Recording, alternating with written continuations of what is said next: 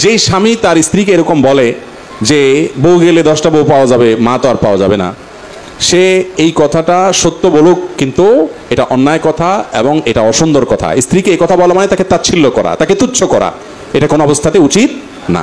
স্বামী স্ত্রী একে অন্যকে সুন্দরভাবে কথা বলতে হবে, সম্মান দিয়ে কথা বলতে হবে। আল্লাহ কোরআনে বলেছেন ওয়াশিরুহুন্না বিল মারুফ, তোমরা তোমাদের স্ত্রীদের সাথে বসবাস করবে সুন্দরভাবে, অসুন্দরভাবে না। আপনি এটা বলার মানে তাকে ফেলনা বানায় দিলেন না, ফেলনা বানায় দেওয়া যাবে না। এটা তো ঠিক যে মা মারা গেলে আপনি মায়ের জায়গা মা পাবেন না, স্ত্রী যা চলে গেলে আরেক বিয়ে আপনি করতে পারবেন, সেটা ঠিক, আক্ষরিক অর্থে ঠিক, কিন্তু এটা হলো কালিমাতু হক্কিন উরিদা বিহাল বাতিল। আপনি আসলে ওই বেচারিকে একটু তুচ্ছ করতে চাচ্ছেন, খাটো করতে চাচ্ছেন, নিচু করতে চাচ্ছেন। মাকে মর্যাদা দিতে গেলে স্ত্রীকে কেন ছোট করতে হবে? আমি প্রায় সময় বলি, ভাই মা এবং স্ত্রী এই উভয়ের মধ্যে সমন্বয় করতে একটু মাথায় বুদ্ধিশুদ্ধি লাগবে, বুদ্ধিশুদ্ধি লাগবে। অনেক সময় মা চায় বউরে দৌড়ের উপর রাখো, ছেলে বউরে দৌড়ের উপর রাখলে মা খুশি, আর না হলে মা খুশি হয় না। অনেক মা এরকম আছে বেবুজা, উনি অন্যায় চাহিদা এটা পেশ করছেন, কিন্তু মা তো, আবার বউ তো বোর্ডটা চাবি। তো এই ক্ষেত্রে আমি সবসময় বলি, ভাই একটু ডিপ্লোমেটিক হওয়ার চেষ্টা করবেন, একটু চালাকি করার চেষ্টা করবেন।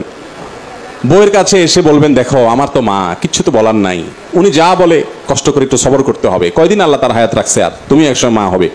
মা তো, আমি কিছু বলতে পারি না, উনি অন্যায় করতেছেন, অন্যায় বলতেছেন, আমি দেখতেছি, কিন্তু কিছু করতে পারতেছি না।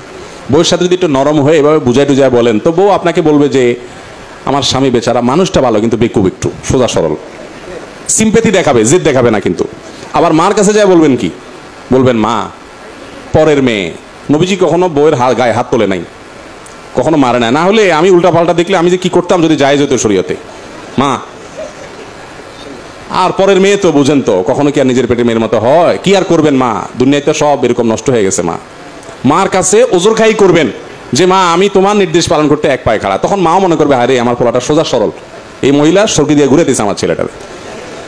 এবার দোনোজনের কাছে বোকা সাজলে, বোকা হতে পারলে আপনি দোনো জায়গা থেকে সিম্পেথি পাবেন। আর চালাকি করতে যাবেন, বউয়ের হইয়া মার সাথে তর্ক করবেন, মায়ের হইয়া বউর সাথে তর্ক করবেন, তাহলে দোনো জায়গা দৌড়ে নিয়ে খাবেন।